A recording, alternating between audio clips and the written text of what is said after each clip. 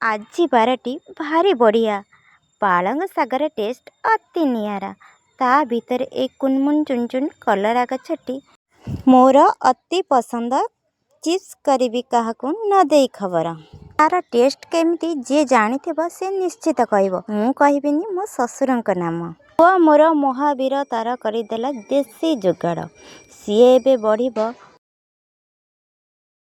କେହି ଆଉ ଦେବନି ନଜର। ଏମିତି ଗଛର ଯତ୍ନ ନେଲେ କେତେ ଖୁସି ଲାଗେ। ଯିଏ ଯତ୍ନ କରିଥିବେ ନା ସିଏ ଜାଣିଥିବେ।